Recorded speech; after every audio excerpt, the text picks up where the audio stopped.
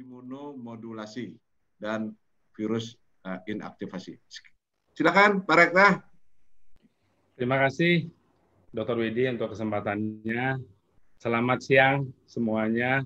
Mudah-mudahan tetap sehat, tetap semangat meskipun sudah sore sesi ketiga ini. Luar biasa sekali, ternyata banyak sekali manfaat probiotik sudah dipresentasikan tadi oleh Dr. Tanaka maupun Profesor Subianto. Karena probiotik adalah pembangun, mempromosikan mikrobiota yang sehat. Dan ada banyak aksis, ada banyak sumbu antara usus dengan berbagai organ, maka masalah kesehatan yang diakibatkan oleh disbiosis pada usus, pada banyak organ itu bisa disembuhkan, bisa dipulihkan dengan membangun kembali mikrobiota yang sehat pada usus. Baik, untuk mempersingkat waktu, saya mohon izin untuk share screen, mempresentasikan mengenai bagaimana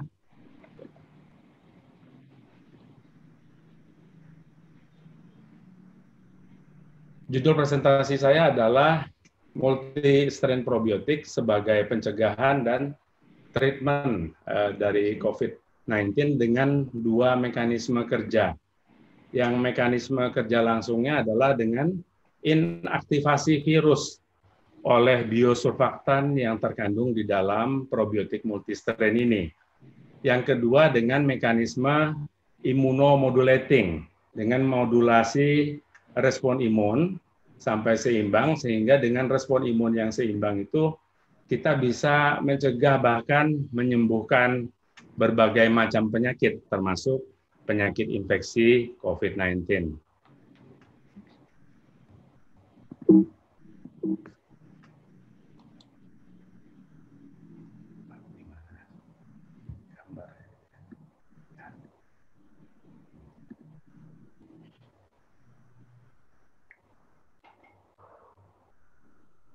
Dua mekanisme multistrain probiotik untuk mencegah dan menyembuhkan COVID-19. Yang pertama tadi adalah inaktivasi virus oleh biosurfaktan yang terkandung di dalam multistrain probiotik. Semua percaya bahwa baik awam maupun kalangan medis, mencuci tangan itu adalah cara yang paling efektif untuk mencegah penularan COVID-19. Kita tahu bahwa menggunakan desinfektan ya itu belum tentu membunuh coronavirus, tapi malah sebaliknya membuat coronavirus itu bermutasi sehingga menjadi lebih liar dan lebih ganas. Ya. Penelitian yang dilakukan oleh Universitas California San Diego yang dilakukan oleh Holland dan kawan-kawan tahun 1990, virus yang materi genetiknya adalah RNA, single strain ya, genetik material, itu mudah sekali bermutasi ketika dia kontak dengan desinfektan. Oleh karena itu, untuk menghindari terjadinya mutasi, bagaimana kita mencegah penularan COVID-19 ini, kita menggunakan desinfektan yang non-mutagenik, yang tidak mudah, yang tidak mengakibatkan mutasi dari coronavirus. Nah, ada dua desinfektan yang tidak mengakibatkan terjadinya mutasi coronavirus dan dapat membunuh coronavirus secara komplit, yaitu adalah pertama sabun, kedua adalah alkohol 70%, yang lazim dipakai sebagai bahan hand sanitizer, Bapak Ibu, alkohol 70%.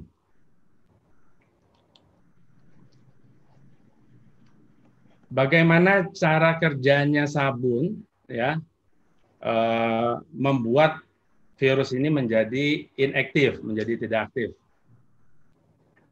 Kita lihat dalam gambar ini, Bapak Ibu, ini adalah sabun, molekul sabun ya.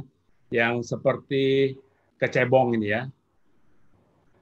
Nah, apabila sabun ini kontak dengan permukaan virus, maka bagian lemak dari dinding virus ini, envelope ya, istilahnya dinding virus ini adalah envelope, maka bagian lemak dari dinding virus ini akan larut, sehingga terjadi kebocoran virus dan spike proteinnya yang menonjol berwarna oranye ini akan lepas ya. Nah, kalau virus bocor, materi genetiknya keluar, atau spike proteinnya ini terlepas ya, merotol, maka virus itu menjadi mati atau menjadi tidak aktif. Kita tahu bahwa coronavirus itu mendarat di sel kita dengan menggunakan spike proteinnya, Bapak Ibu ini. Nah, setelah menempelkan spike proteinnya pada pintu masuk sel kita, ACE2, kemudian dia akan melebur masuk menginfeksi sel tubuh kita. Cara kerja yang kedua adalah dengan menjebak virus itu ke dalam busa yang terbentuk dari sabun. Yang ketiga, sabun sendiri memiliki fungsi antivirus, Bapak Ibu. Kita lihat di sini gambar bagaimana surfaktan. Surfaktan itu adalah istilah teknis dari sabun, Bapak Ibu. Surface Active Agent. Fungsinya menurunkan tegangan permukaan sehingga lemak bisa larut kalau dicuci dengan air. Nah, ini bagaimana nasal spray yang menggunakan yang mengandung surfaktan bisa mencegah COVID-19 dengan melalui cara menginaktivasi coronavirus di dalam faring dan nasofaring. Kita tahu bahwa coronavirus ini masuk melalui saluran pernapasan, Bapak Ibu, melalui mulut, melalui hidung, dan sebagian kecil juga dilaporkan melalui mata. Sebelum dia turun ke paru-paru, dia mangkal di sini, Bapak Ibu, di faring ya. Nah, apabila kita menggunakan nasal spray ya, semprot ke hidung yang mengandung surfaktan, maka yang akan terjadi adalah sabun akan mengelilingi coronavirus, kemudian merusak spike protein. Kita lihat ya, ini spike protein, maka spike protein akan terlepas sehingga virus menjadi gundul seperti ini. Nah, kalau virus sudah tidak memiliki spike protein, tentu dia tidak bisa lagi mendarat di sel kita. Dengan demikian tidak terjadi infeksi, Bapak Ibu. Bagaimana coronavirus masuk ke dalam paru-paru sampai gelembung paru-paru alveolus. Nah, ini kalau dibesarkan, Bapak Ibu, gelembung ini seperti ini. Ini adalah alveolus, ini adalah cairan interstitial, ya, dan ini adalah pembuluh darah.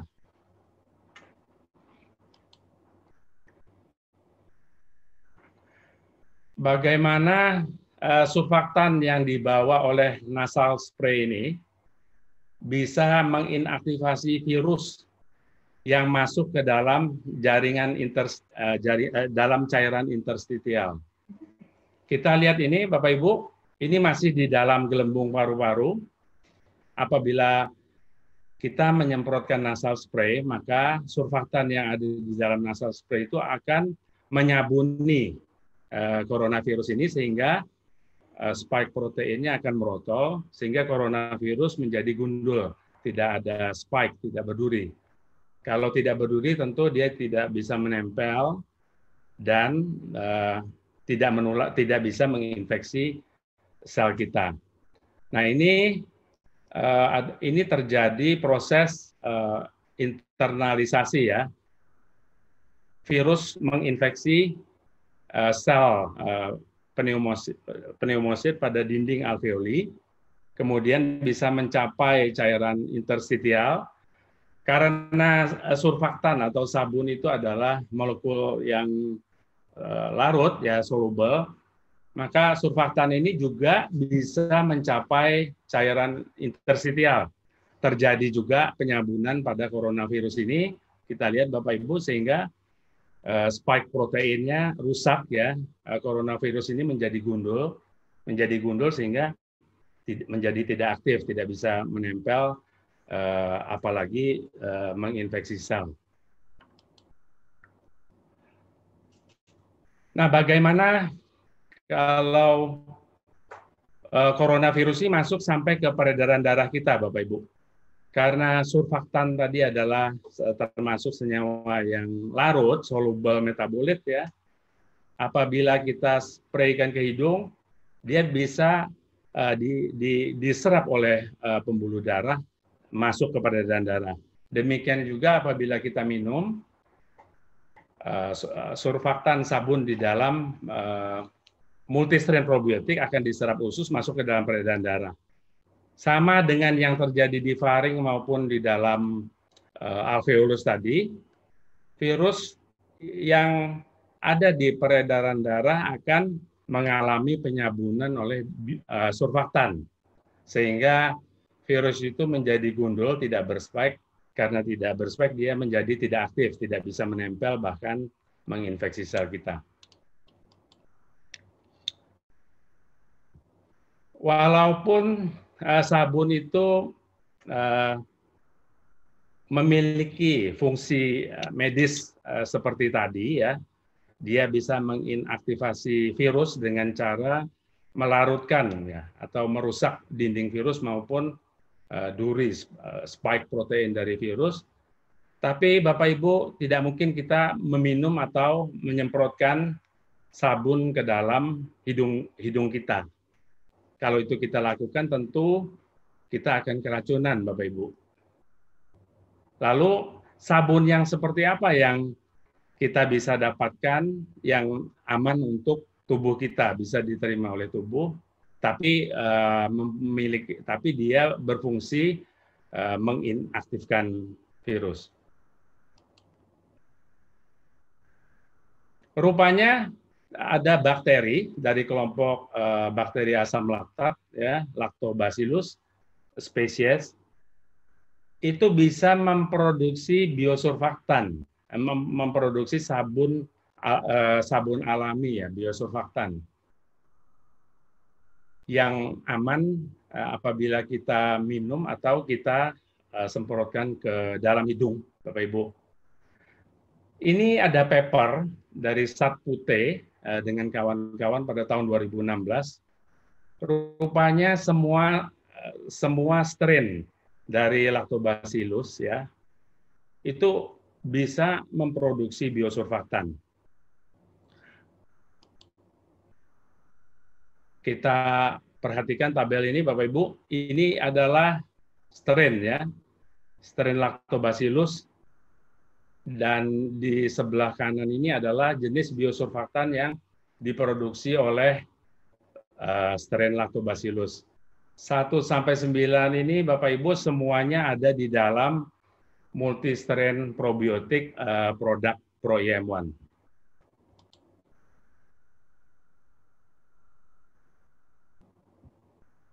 Tahun 2013, Emro Okinawa Jepang, prinsipal kami bekerja di bawah lisensi Emro Okinawa Jepang, membuat virus inactivation test di laboratorium Japan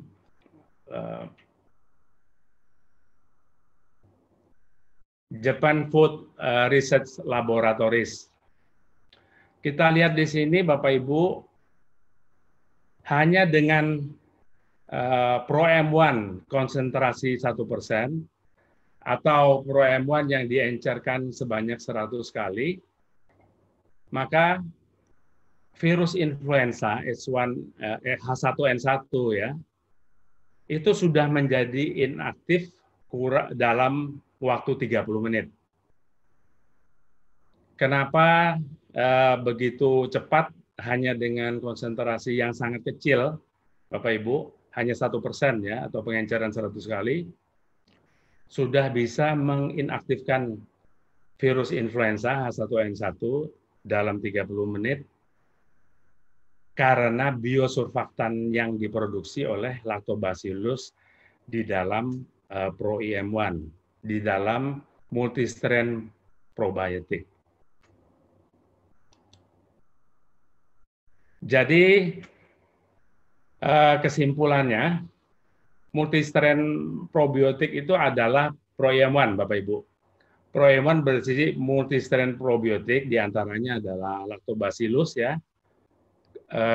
Bedanya dengan probiotik yang lain, probiotik yang ada di dalam Pro-IM1 ini semuanya hidup dan aktif, Bapak Ibu, dan kepadatannya tinggi. Kalau kita mengkonsumsi Pro-IM1, bukan hanya kita memproduksi probiotiknya saja, tapi kita juga mengkonsumsi senyawa-senyawa bioaktif atau metabolit dari probiotik yang dikandung oleh Pro-IM1 ini. Di antaranya yang penting untuk mencegah dan menyembuhkan COVID ini adalah biosurfaktan. Jadi kalau kita minum Pro-IM1, Bapak Ibu, maka biosurfaktan ini akan diserap oleh usus, kemudian masuk ke dalam sirkulasi darah, sehingga biosurfaktan yang masuk ke dalam darah akan menginaktivasi coronavirus yang sudah ada di dalam peredaran darah sampai ke organ. Lalu dengan menyemprotkan Pro-IM1 menggunakan alat yang namanya nanospray, seperti ini ya Bapak Ibu.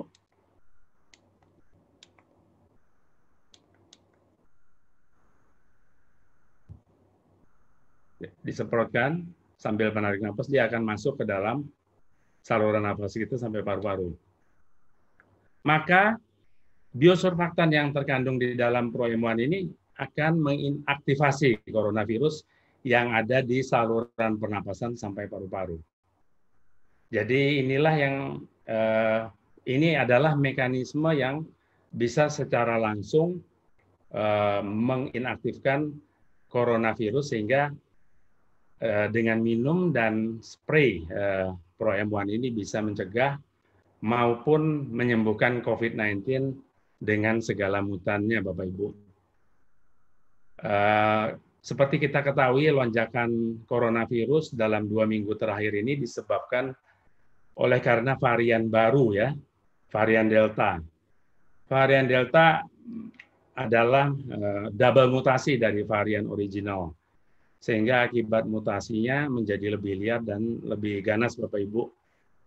Tapi apapun mutasi, berapa kali mutasi, itu semua mengakibatkan hanya perubahan di spike protein, duri tadi ya. Nah, karena biosurfaktan di dalam Pro-IM1 ini bekerjanya adalah merusak envelope, merusak dinding virus, dan merusak spike protein atau duri virus, maka Pro-IM1 ini, Bapak Ibu, efektif untuk segala varian, segala strain dari coronavirus. Kemudian, mekanisme yang kedua adalah dengan cara immunomodulating, memodulasi sistem imun. Tadi sudah dijelaskan oleh Dr. Tanaka dengan Profesor Subianto bahwa mikrobiota ya yang ada di usus itu berfungsi untuk menstimulasi produksi sel imun dan merangsang produksi imunoglobulin A oleh limfosit yang ada di jaringan limfoid atau kelenjar getah bening usus. Oleh karena itu, usus dikatakan adalah organ imun terbesar di dalam tubuh. Seperti dikatakan Profesor Subianto, sayangnya kita kurang menyadari bahwa usus ini adalah organ terbesar imun dalam tubuh. Makanya dia dinamakan neglected organ, Bapak Ibu. 80% sel imun ya. Dan 60% imunoglobulin A itu diproduksi di usus.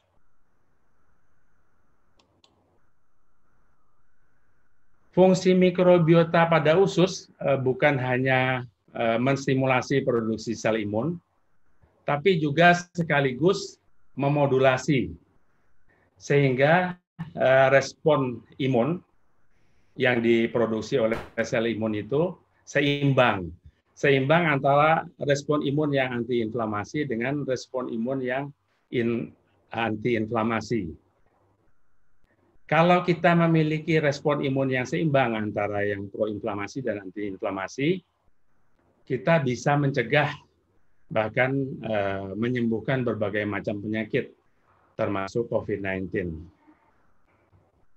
Penyakit infeksi dan penyakit non-infeksi, seperti dikatakan Profesor Subianto tadi, non-communicable disease ya, non-communicable chronic disease, itu sejatinya karena ketidakseimbangan antara respon imun yang proinflamasi dan antiinflamasi.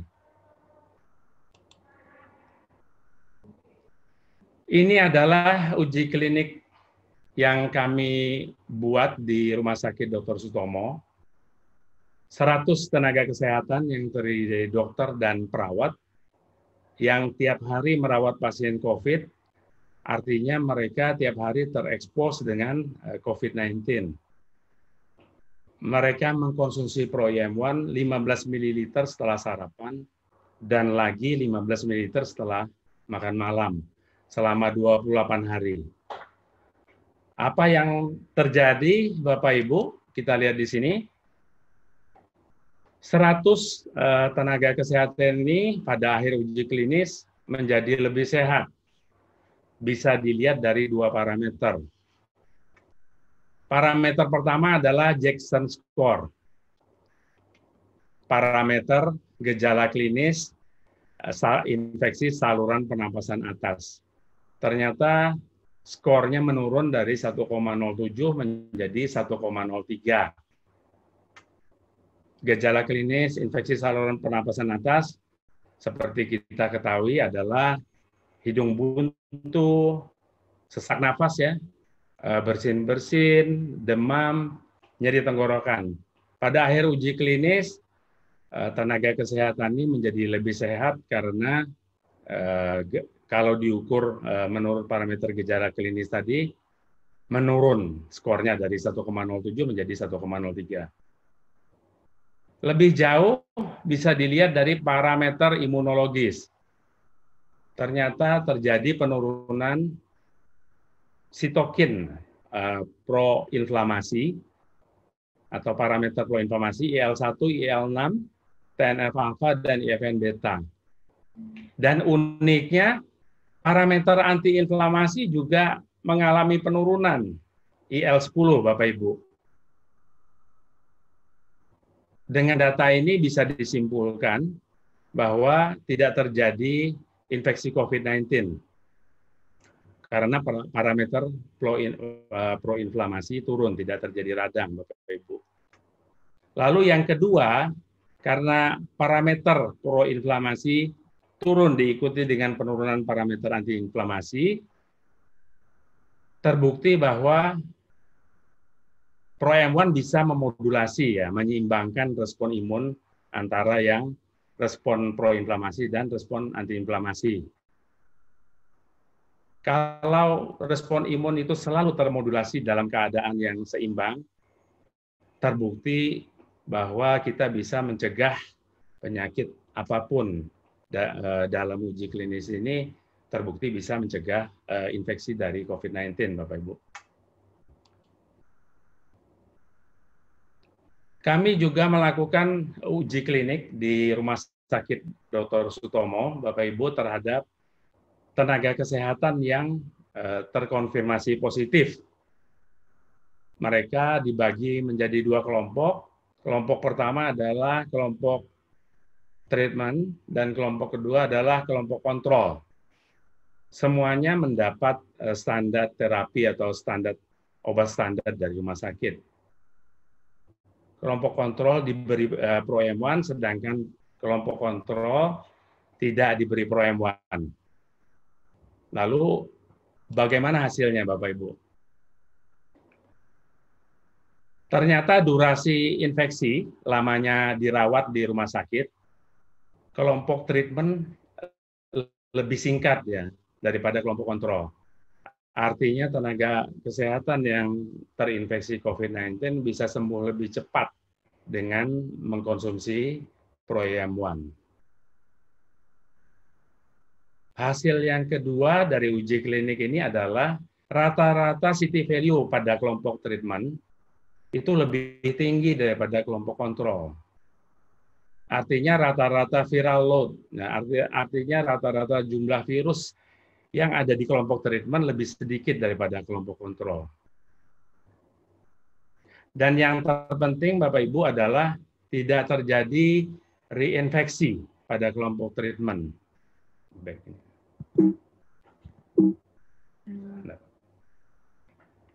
Kita tahu bahwa antibodi IgG yang terbentuk akibat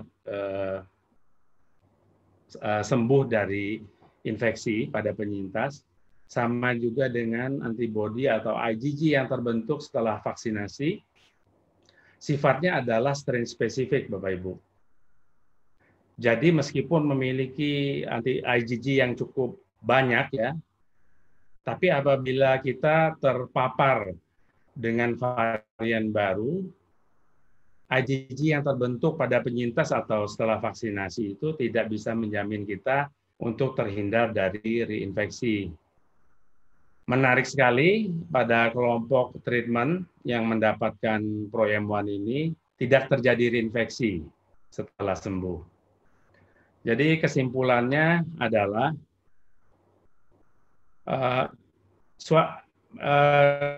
uji klinik ini memberikan harapan besar menyembuhkan penyakit infeksi itu dengan mekanisme memodulasi sistem imun. Memodulasi sistem imun dengan cara suplementasi Pro-M1. Uji klinik ini juga menyarankan suplementasi Pro-M1 untuk pencegahan dan penyembuhan COVID-19.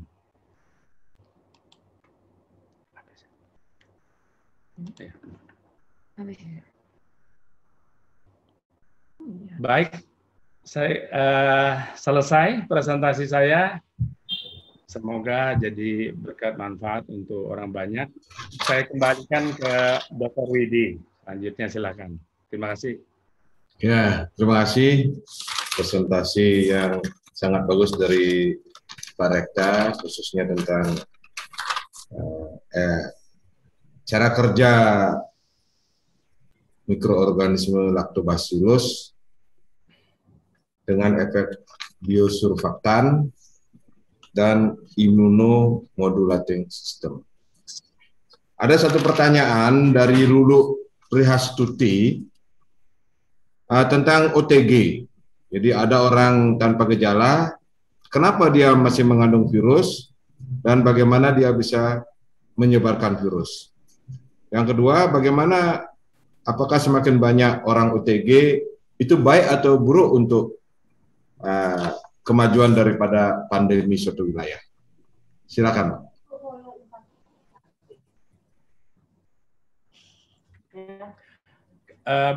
Kalau kita memiliki respon imun yang seimbang, ya, seimbang antara respon yang proinflamasi dan antiinflamasi, kita bisa mencegah infeksi COVID-19 ini, Pak Widi.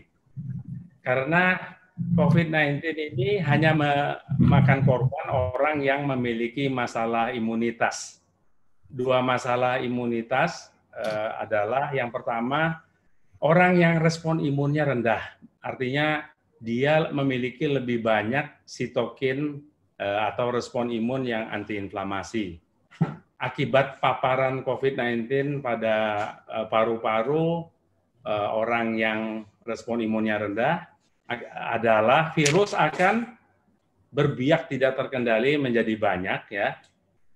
Karena virus itu bereplikasi, beranak itu di dalam sel kita menggunakan benda-benda dalam sel kita.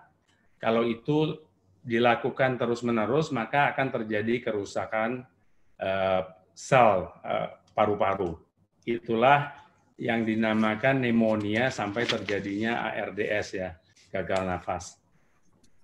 Lalu masalah imunitas yang kedua adalah orang yang memiliki respon imun yang berlebihan.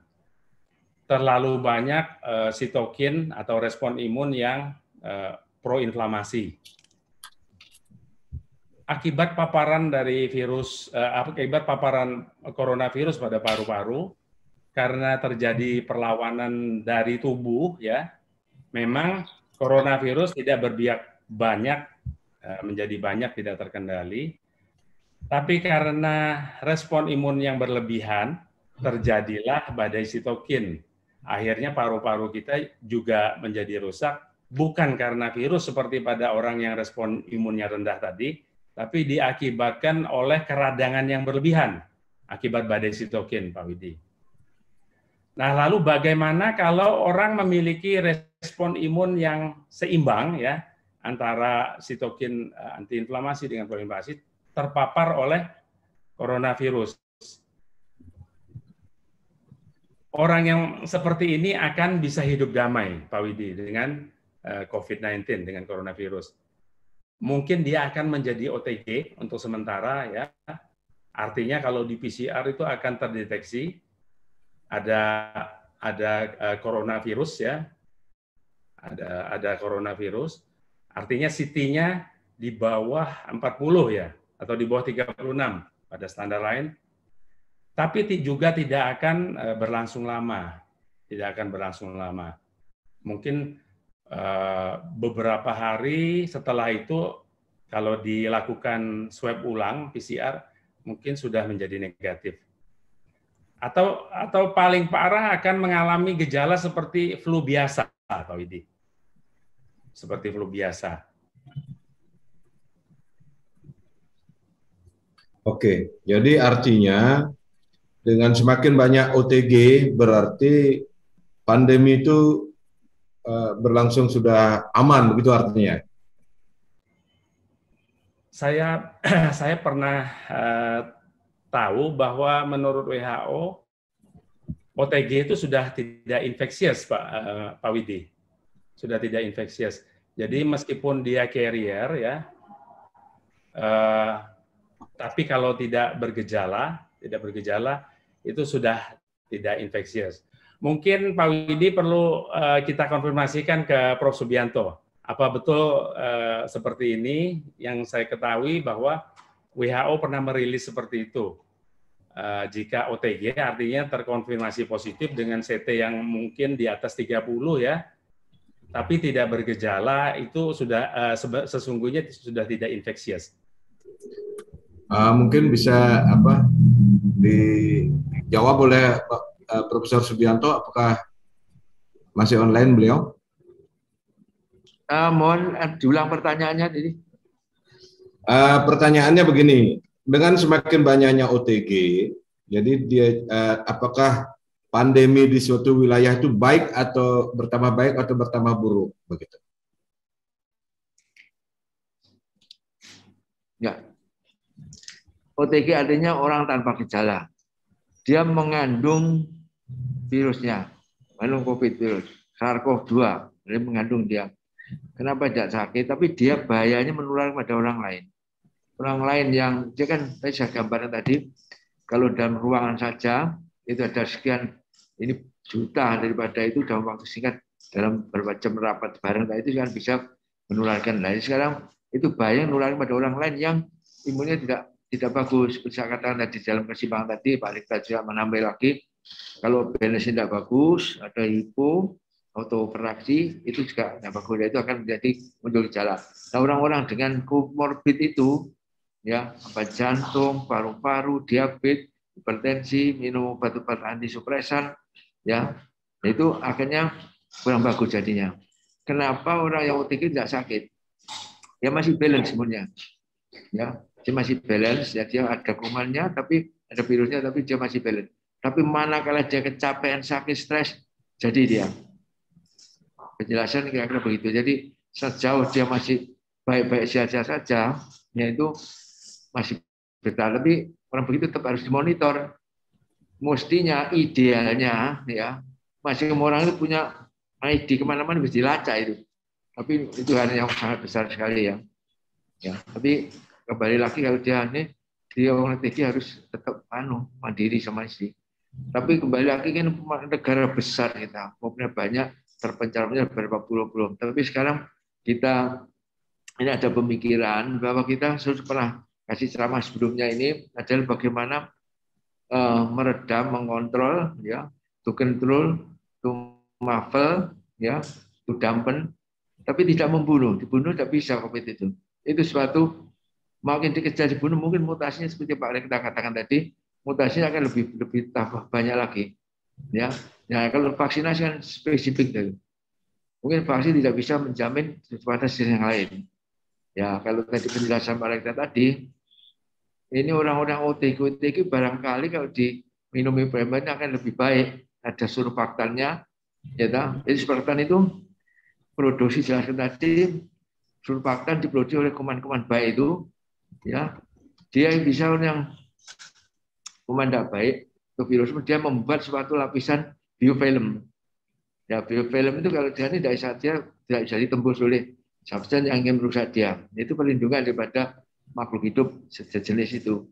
Tapi kalau dengan surfaktan itu later dia, biofilmnya bisa dihancurkan oleh surfaktan itu. Jadi orang OTG tetap kalau banyak sekali ukurannya di kampung, mestinya ya ini saya kan kalau kasus yang COVID-nya positif banyak, misalnya banyak dan banyak ada gejala-gejala kematian banyak, itu dikasih marker kalau sudah daerah zona yang tidak bagus, zona merah ya. Itu masih ada itu, belum dikasih itu. Tapi sebetulnya itu ada grade 1, ya zonanya sudah merah, hijau apa kuning apa itu, grade itu menentukan itu. Daerah itu bagus apa enggak. Dan harapan saya dengan PSBB atau ketat ini, harapan saya akan jadi penurunan. Tapi sebetulnya kalau sejak awal itu orang itu nurut dengan prokes saja, ya, dengan sabun, dengan masker dan semuanya, mestinya tidak kerumun-kerumun, harus pakai masker. Sekarang sedenjur itu double, itu mesti akan tidak jadi seperti ini. Tapi sudah terlanjur namanya orang ya susah diomong yang kalau kena ya bingung, ya loh.